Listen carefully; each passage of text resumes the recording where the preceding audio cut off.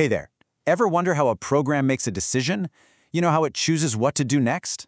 Well, it all boils down to making choices, and in Python, that magic is all handled by conditional statements. Honestly, they're the absolute heart of decision-making in your code.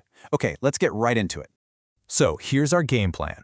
We'll start with a little analogy I like to call the fork in the road.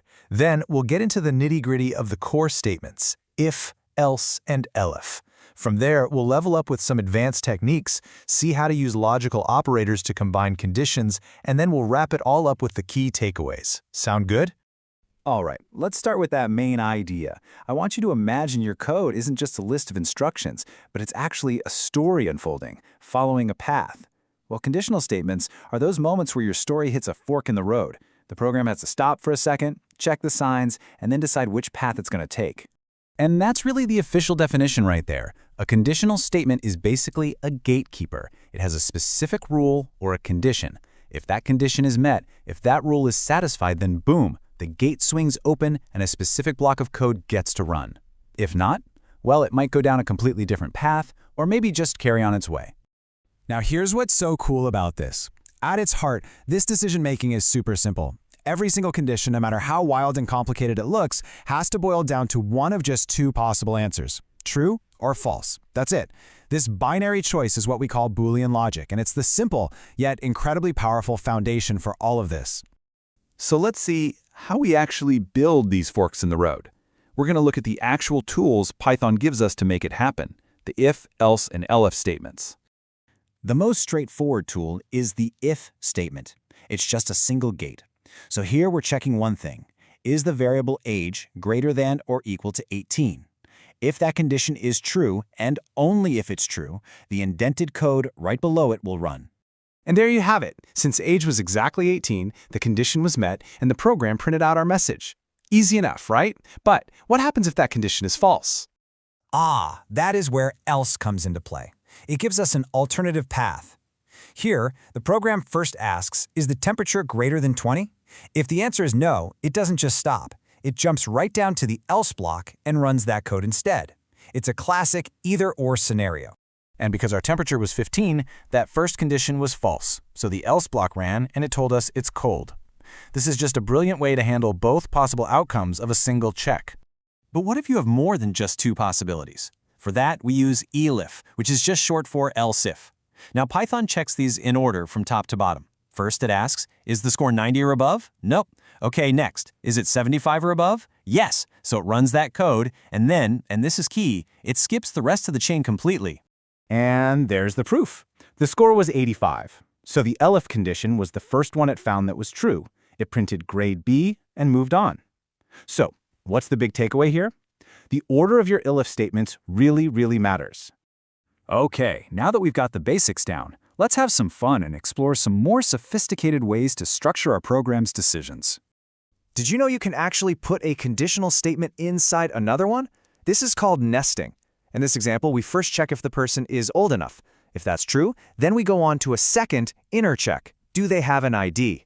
This lets you build multiple layers of validation.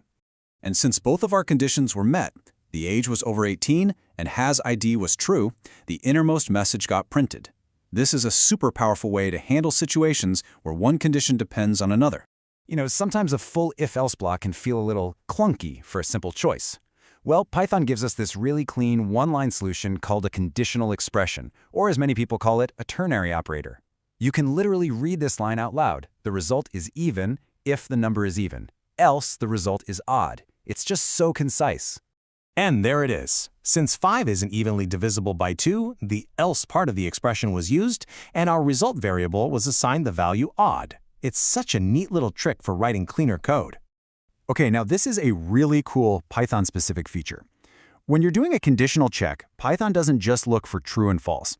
Certain values are considered inherently falsy, things like the number 0, an empty string, or an empty list. Basically, everything else is considered truthy. What this means is you can just write if my list instead of having to write if len of my list greater than 0. It's a fantastic shortcut. So far, we've only been checking one condition at a time. But in the real world, a decision often depends on multiple factors, right? That's where logical operators come into the picture. The two big ones are and or. The and operator is the strict one. For the whole expression to be true, the conditions on both sides of it must be true, no exceptions. Or, on the other hand, is much more relaxed. It only needs one of the conditions to be true for the whole thing to pass. And then you have the not operator. It's the simplest of the bunch. It just flips the result. If something is true, not makes it false. If it's false, not makes it true. Easy peasy. And this is where it all comes together beautifully. We can combine these operators to build some really specific rules. So let's break this one down. First, the part in parentheses checks if the temperature is over 20 and it's sunny. Both are true, so that part becomes true. Then, the second part checks not is weekend. Well, is weekend is false, so not flips it to true. So our final check is true or true, which is definitely a perfect day to go outside. Phew, we have covered a lot of ground here, from the absolute basics all the way to some pretty complex logic. So let's just take a second to recap the most important points. So let's bring it all home. At its core, this is all about controlling the flow of your program. The statements if, elif, and else are your tools for directing that path, and it's all built on that simple foundation of Boolean logic, true or false. We've seen how much flexibility you have whether you're nesting conditions for really complex checks or using those slick ternary operators. And don't forget about truthy and falsy values. Using them can make your code way more readable. And that's our deep dive into Python's conditional statements. They are truly the fundamental building blocks for creating smart, responsive, and dynamic programs. Happy coding!